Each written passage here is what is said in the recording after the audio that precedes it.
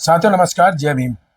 आज मैं आपसे बात करने आया हूं जो पूना पैक्ट का समझौता हुआ था 24 सितंबर 1932 को। और आप लोगों से जो इस वीडियो को देख रहे हैं उनसे मेरा अनुरोध है कि पूना पैक्ट के समझौते को आप लोग जरूर एक बार पढ़ें। और डॉक्टर बाबा साहब अंबेडकर जी ने जब पूना पैक्ट का समझौता किया था तो बाबा साहब अंबेडकर रोए थे और उन्होंने बोला था कि ये मेरे जीवन की सबसे बड़ी हार है जो पूना पैक्ट का समझौता हुआ। क्योंकि बाबा साहब अंबेडकर जो थे वो चाहते थे कि अनुसूचित जाति के लोगों को 2 वोटों का अधिकार मिले, पृथक निर्वाचन क्षेत्र मिले। परंतु महात्मा गांधी जी ने इसके विरोध में यरवदा जेल में आमरण अनशन कर दिया।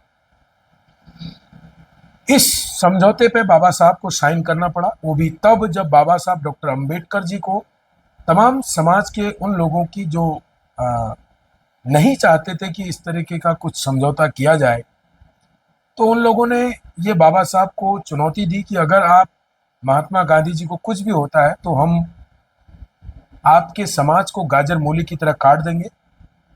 और बाबा साहब ने भी यही सोचा कि जिस समाज के लिए मैं लड़ रहा हूँ, जिस समाज के अधिकारों की मैं बात कर रहा हूँ, यदि वो समाज ही नहीं रहेगा तो मैं अधिकार किसको दिलाऊंगा। तो बाबा साहब ने मजबूरन पूना पैक्ट के समझौते में हस्ताक्षर किए। और बाबा साहब अंबेडकर ये जानते थे कि अगर पूना पैक्ट का समझौता जो हमने किया है, इसके माध्यम से राजनीतिक गुलाम पैदा होंगे। क्योंकि पूना पैक्ट के समझौते में कई सारी चीजें थी। कुछ महत्वपूर्ण जानकारी मैं आपको दे दूं। पूना पैक्ट के समझौते में निर्वाचन क्षेत्रों में प्रतिनिधित्व की बात थी और सरकारी जो नौकरियां हैं उन पर प्रतिनिधित्व का प्रस्ताव था।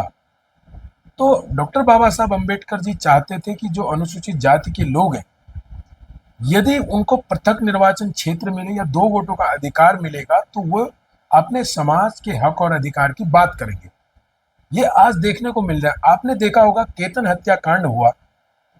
कोई भी अनुसूचित जाति का व्यक्ति जो विधायक हो, सांसद हो, जो कि वार्ड मेंबर से लेकर के ग्राम प्रधान, क्षेत्र पंचायत सदस्य, ब्लॉक प्रमुख, ब्लॉक प्रमुख, क्षेत्र पंचायत सदस्य और विधायक, सांसद तक जो है, जो रिजर्वेशन मिला है समाज का प्रतिनिधित्व करने का, वो सभी जगह मिला हुआ है।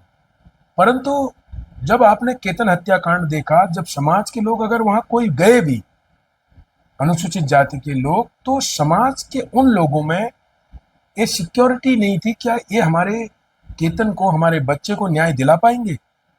जब आजाद समाज पार्टी के नगीना सांसद एडवोकेट चंद्रशेखर आजाद वहां पहुंचे तो केतन की बहनें और केतन की मां चंद्रशेखर को गले लगाकर, चंद्रशेखर आजाद जी को गले लगाकर फूट फूट कर रो रहे थे, मानो कि चंद्रशेखर आजाद ही उनके मसीहा हैं और वही उनको न्याय दिलाएंगे।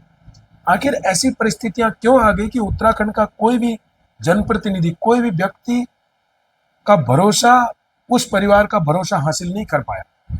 ठीक इसी प्रकार आपने धारी में देखा होगा, ओम प्रकाश जी की कथित तौर पर उनकी दुकान को कुछ अराजक तत्वों ने आग लगा दिया।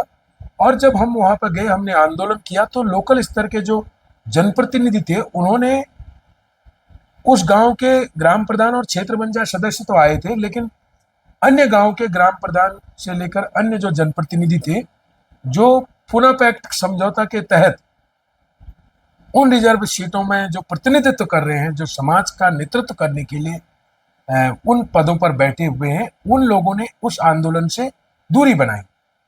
तो इसका स्पष्ट संदेश है, बाबा साहब डॉक्टर अंबेडकर पूना पैक्ट समझौते के बाद क्यों रोए थे। और आज वो हम सभी को देखने को मिल रहा है कि किस तरह समाज के लोग जिन्हें प्रतिनिधित्व करने का अवसर मिल रहा है, वो अपने समाज का प्रतिनिधित्व करने के बजाय अपनी राजनीति को बचाने में लगे हुए हैं, अपने राजनीतिक संरक्षण में लगे हुए हैं। उनको इस बात का भय है कि अगर हमने समाज की बात करी तो हमको वोट नहीं मिलेगा या लोग हमें समर्थन नहीं देंगे। लेकिन वो लोग इस बात पर भी चिंतन जरूर करें। सामान्य वर्ग के लोगों से भी मेरा अनुरोध है, जो व्यक्ति अपने घर का, अपने परिवार का, अपने समाज का नहीं हो सकता, क्या वो आपके दुख दर्द में आपके साथ कभी खड़ा हो सकता है? इस बात पर भी आपको चिंतन करना है।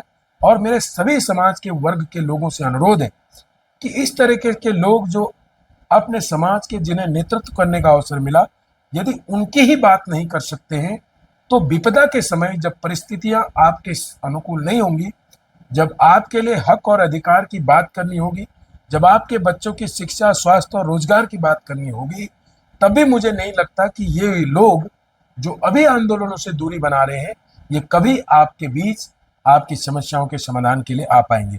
इस विषय पर आपकी क्या राय है? आप लोग अपनी प्रतिक्रिया जरूर दें, और आप लोगों से पुनः मेरा अनुरोध है कि पूना पैक्ट का समझौता एक बार आप लोग जरूर पढ़ें। बहुत बहुत धन्यवाद, शुक्रिया।